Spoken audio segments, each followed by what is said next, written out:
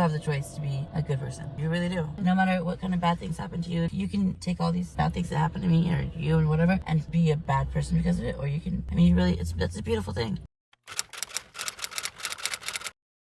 My name is Nicole. I'm Katrina. Nice to meet you. I would love to hear your story. Honestly, I went through 3 different foster care. I had brothers and sisters. I haven't seen any of them in like 7 years. Man, it makes me want to cry just thinking about all of it. So like, I haven't thought about this. It's so...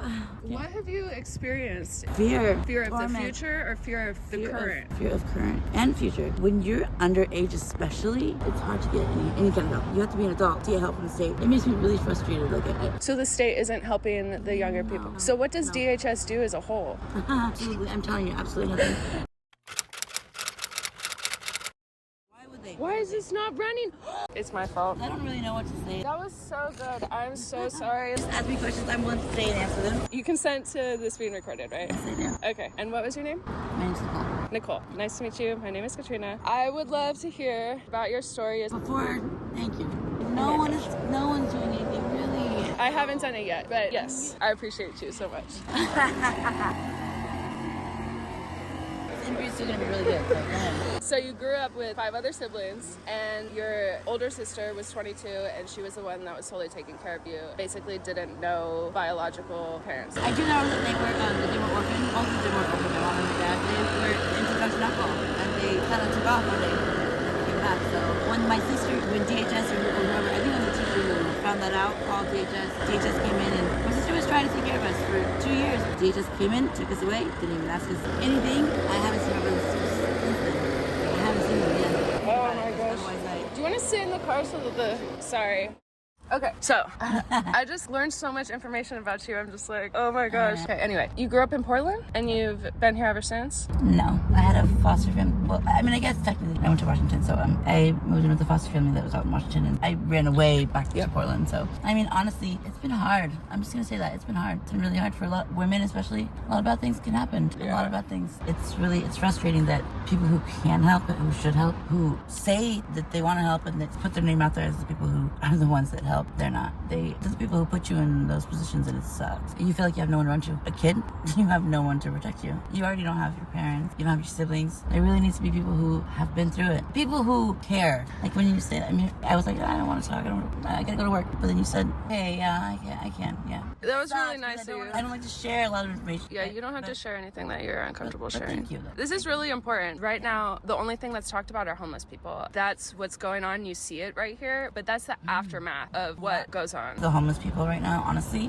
look at the age. I mean, they're kids still, 20s. A lot of them. When I moved here, I was told that young travelers would come up here and then just get stuck. But you're telling me that it's foster care teens that aged out. Yes. There's a lot of foster kids. A lot of my friends actually a lot of those people are like missing.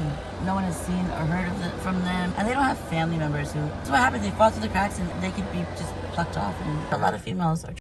I heard that Portland was especially number one. You said it's number one. It is. It's terrifying. And you hear the stories and the rumors, and then nothing gets done. There's so many things that people are not saying to the public. A lot of different women, especially. That's what I heard. I mean, a lot. No one's even hearing about it. They don't put it in the news. There was something like 411 active missing women and children cases, like teenagers. 411 just in the last year. How many do you think are from the foster care system out of that? A lot.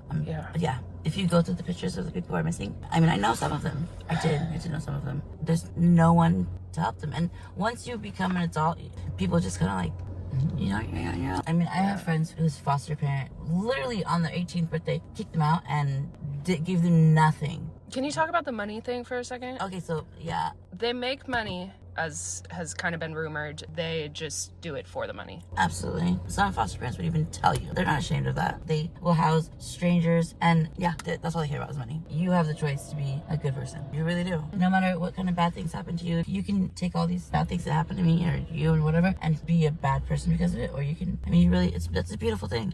You have the choice to make that decision, And now you said you have a job in an apartment? Actually, my first apartment. I'm 30 years old and I just got my first apartment. I came a long way because I was a drug addict. I did all of that. How did you get out of it? My best friend. I went through detox and all that. The way that its programs are set up, you're set up to fail. So that they can make more money and bring you back? Yeah. So honestly, me and my best friend, we had to leave Portland for a little. I wouldn't have been able to do it without my best friend. My God. She's actually my roommate now. And you're both sober?